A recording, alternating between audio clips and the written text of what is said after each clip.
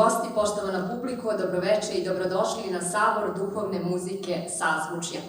Ove horske svečanosti po 4. put Centar za kulturu i obrazovanje Rakovica organizuje u sklopu manifestacije Put duhovnosti. Jedan aplauz za Centar za kulturu i obrazovanje Rakovica.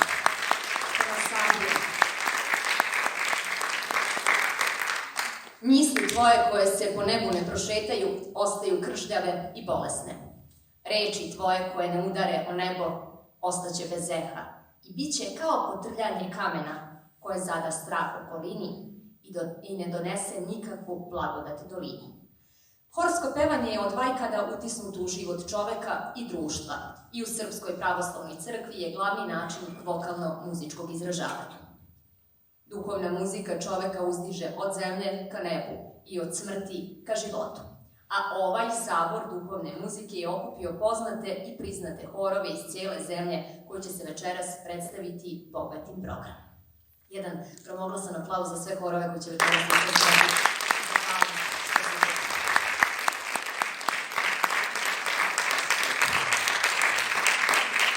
Prvi će na scenu nastupiti pevačko društvo Sveti velikomučenik Prokopije iz Prokuplja.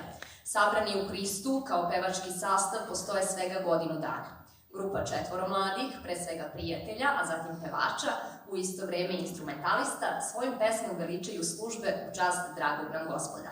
Od kada postoje, svoje izvođenje usmeravaju ka liturgijskom pojanju, tražeći načine da se utvrde ne samo u duhovnom, već i u izvorno narodnom muziciranju, a sve to sa ciljem očuvanja stare nam i bogate tradicije.